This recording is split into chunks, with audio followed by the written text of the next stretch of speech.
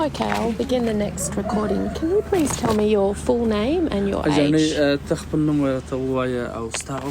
So I travelled from Kabul to Kandahar, and the south has long been the heartland of the Taliban. It was the front line of the fighting during the war on terror. And I met with quite a number of Ali Jan's family. I met with Durko. We sat outside in the courtyard and we spoke together. Excuse me? Can she tell me her husband's name? What her husband's name?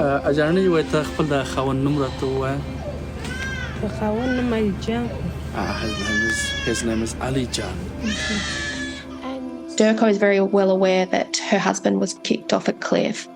She says, and then he was martyred.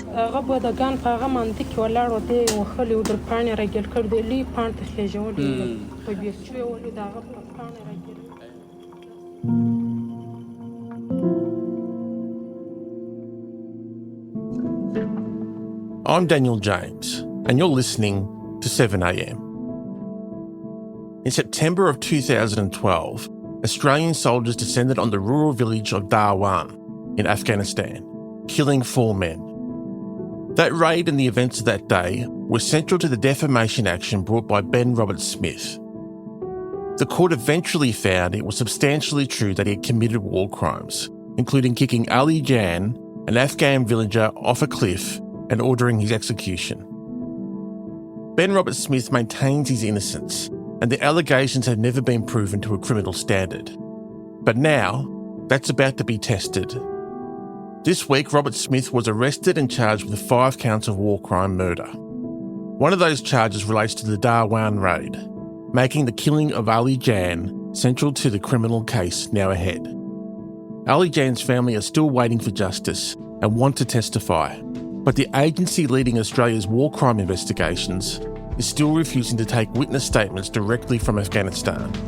Today, we're bringing you an episode from the archives, where Scott Mitchell speaks with journalist Michelle Damassi, who travelled to Afghanistan to meet Ali Jan's family and to ask what justice might still look like for them. It's Sunday, April 12. This episode first aired in November 2023.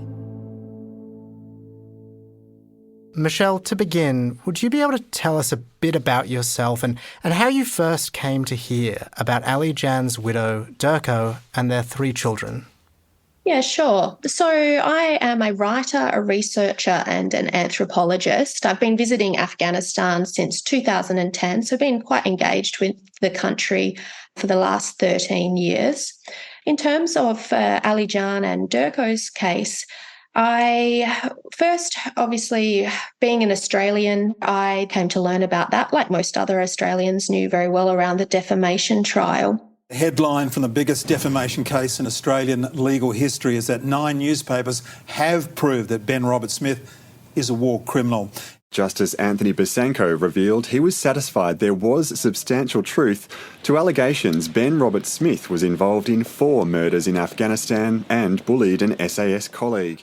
Today is a day of some small justice for the Afghan victims of Ben Roberts-Smith. Ali Jan was the man kicked off the cliff. Ali Jan was a father. Ali Jan was a husband. He has children. So at the time when the verdict was handed down, I was here in the Middle East. I live in Dubai, but I was planning to travel back to Afghanistan. When I was there, I thought this was a good opportunity to start understanding more about what had happened to this family. And Michelle, can you tell us a bit about how it is that you came to meet with these women, the widows of these men who'd been killed? What did that journey involve? How did you get in touch with them? Obviously, I needed to first get permission from the Taliban. That was actually quite a critical step in this process. So I did approach them and actually ask for permission. Could I look at this as a potential story? In terms of finding these families, having been really well engaged with the country, I have my own networks there and was able to locate them. We left very early one morning and began the drive from Kandahar to Tarankot, which is the capital of Uruzgan, where the Australian soldiers served from 2005 to 2013. And this drive takes you through all the rural lands of Afghanistan, desolate plains, there's not much to see other than mountains and children shepherding goats and, the odd Talib on the back of a motorbike with their large woven turbans and flying past. And the roads are extremely damaged over the years, despite, millions of dollars in international aid and reconstruction efforts. So it's a very poor province. It's very isolated, but it is where I then met Durko and another lady called Hazarat Gula. They came to meet me there in Tarankot and wanted to share with me their stories about what their lives were and what they wanted to see happen since losing their husbands in Darwan. And so when you finally sat down to talk to Ali Jan's widow, Durko, what did she tell you about what exactly happened the day Australian soldiers had this raid on Darwan? Well, as you would recall, and what was revealed through the defamation trial was that allegedly Benjamin Robert Smith had kicked Ali Jan off a cliff in Darwan on that day and then had ordered one of his subordinates to execute him. Okay. Can you tell me, were you present? Were you at home the day that Ali Jan was killed?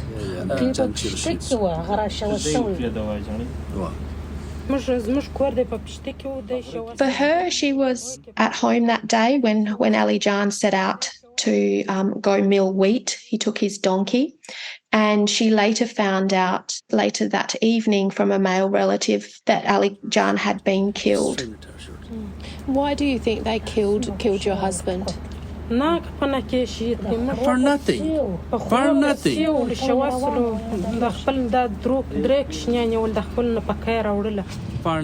She says that, when she found out, she couldn't understand, why someone had killed her husband. He was an innocent man.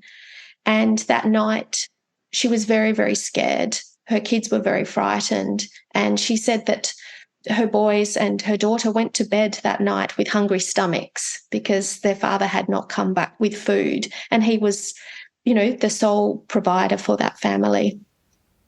And what happened to Ali Jan's family after he was killed? How have their lives been impacted by what happened to their husband, their father, and this incident involving Australian soldiers? Well, it's very important to remember how many women in rural Afghanistan live. Quite a number of them have never had an education, they don't work, they're at home. And why I'm telling you that is because they rely solely on the male family members to provide them with food, safety, shelter. So the first thing that's happened to Durko is that she's lost the breadwinner of the family. I also met with Ali Jan's mother, Nizay. She has become quite a frail woman, but every year she makes the journey from Helmand back to Darwan to visit the grave of her son, Ali Jan, but she couldn't go in recent months because of getting quite old. And obviously the family are even struggling to buy things like medicine to provide for any sickness, whether the kids get sick or she's unwell. I also met with Ali Jan's boys. Okay. Can you please tell me your name? Sadiqullah. His name is Sadiqullah. Okay. And what is your name? His name is Izzatullah. Okay. And how old are you, Sadiqullah? So Ali Jan had 3 kids, Sadiqullah, Izzatullah, and a little girl, Sat Bebi. And they have really lost their childhood. When I asked Sadiqullah what had happened to his dad, he said my dad was tied up and he was martyred, meaning he was executed. You must have been quite small at that time. He says I was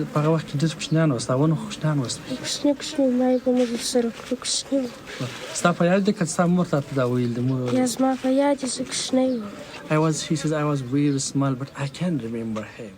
And as I asked him these questions about this, his little brother Izzatullah sat there and was sobbing, his hands and his face, recalling, the pain that these kids still feel.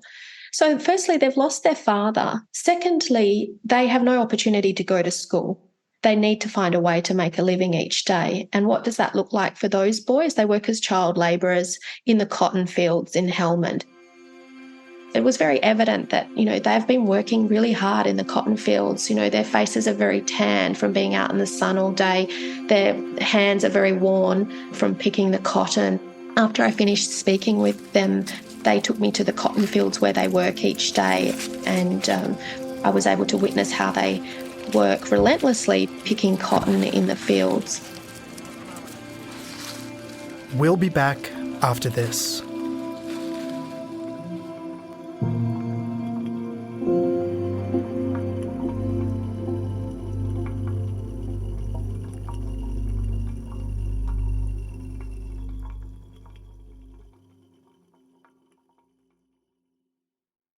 What the Inspector General finds is greatly at odds with that good effort and damaging to our moral authority as a military force. His report details credible information regarding deeply disturbing allegations of unlawful killings by some. I would respectfully ask Australians to remember and have faith in the many. I assure you I do. To the people of Afghanistan, on behalf of the Australian Defence Force, I sincerely and unreservedly apologise for any wrongdoing by Australian soldiers. So, Michelle, you've just spent time with Ali Jan's family, and Australia has actually already held an inquiry into cases just like this, alleged killings of Afghan civilians. What did it say about what we should be doing to help people like Durko and the surviving family of Ali Jan? Yeah, so we're coming up to the 3-year anniversary of the Brereton report, which found there was credible evidence of 39 unlawful killings of Afghans. The Brereton report also noted that it was simply morally the right thing to do that compensation be paid to these 39 victims' families. The Brereton report also sets out that compensation shouldn't be postponed waiting for any further investigations around criminal liability, that this is something that should actually be dealt with independent of any further investigations. And that is a key recommendation which hasn't been dealt with. The Department of Defence responded to the Brereton report stating that there would be a work plan around compensation and this would be settled by the end of 2021. However, to date, it hasn't been settled. No one has been paid compensation. And widows such as Durko haven't been spoken to either about what compensation might look like. And so why is that, Michelle? It's been 2 years now since that deadline to pay compensation has passed. What's stopping compensation being paid to Ali Jan's widow Durko and families like hers? I think there seems to be a perspective that this is just all too complex and, let's just put this in the too hard basket, which I think is not necessarily really the case. Yes, the Taliban are the de facto government currently in Afghanistan, and yes, there has been concerns around issues such as, okay, well, if these families were paid out large sums of money, that perhaps there would be corruption, or would this money even get to them because of a history of corruption in Afghanistan? What has not really seemed to be discussed, as far as I know, is a number of UN agencies are operating in Afghanistan. There's other international organisations such as the Red Crescent. Now, those could be approached to look at, okay, how can we get this compensation money to these families? They could be used as a third party, as a conduit, in the same way that international aid is coming into Afghanistan and is distributed on other projects. And it could be something as simple as looking at, monthly cash grants for someone like Durko so that she has enough food. It could be that Sadiqullah and Izzatullah and Sat Bibi's schooling is paid each month so that those boys don't have to work as child labourers. And I think these are some of the conversations we have to have right now. It can't be something as simple as it's too complex because the Taliban is there and there's corruption. I don't think that is a good enough reason right now to deny these families compensation that was promised by the Australian government. And so, Michelle, compensation is one thing, but what do Durko and the other widows you spoke to want in terms of what does justice look like for them? So let's be clear here. Durko and the other widows are not here just putting their hand up saying we want handouts from the Australian government. That would be the wrong frame to look at this. What they firstly want is justice. They want the perpetrators brought to a court, whether it's in Afghanistan or it happens in Australia, and they want to see justice. And that's what's most troubling for them. 11 years later, and they're saying, why has justice not been served? Now, these women are ready to testify, and it can be done. It can be done. I've spoken to these women, and obviously I went to Afghanistan, but there is nothing stopping bringing these women and doing it in a very culturally sensitive way that respects the norms of Afghan society. And they could be testifying by video link should they be given the opportunity to. Right now, the future of Durko and Sadiqullah and Izzatullah and Sat Bibi is pretty dire. They can't really see a way forward right now. Obviously, from a compensation point of view, if they are no longer living in dire poverty, I think that would be a very good outcome for the family. And I think it also just serves as a reminder that despite everything that's been happening with women in Afghanistan, that we can't be forgetting the voices of women and the voices of the widows. And I think being able to let these women share their stories actually speaks to a much bigger picture about being able to amplify the voices of women who actually want to testify. Michelle, thank you so much for your time and for sharing the stories of these women with us. My pleasure. Thank you.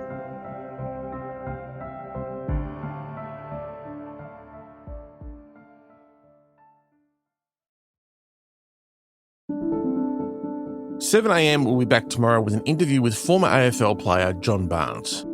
After years of concussions, Barnes says footy left him with seizures, memory problems, and a life he no longer recognises.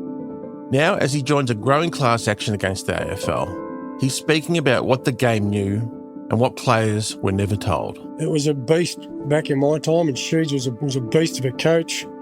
Terry Danaher was as tough as a cat's head. Billy Duckworth, Roger Merritt. He broke my nose about 4 times just when I was a 16, 17-year-old kid, and that was the warm-up to playing footy. You were battered from pillar to post, and it wasn't enjoyable, but I thought to myself, if this is the big league, then you better pull your head in. And then you do boxing afterwards, and, it was just a man's world. And I was a boy at the time, and, knocked out. The best thing about getting knocked out, Daniel? You don't remember it. I'm Daniel James. Thanks for listening.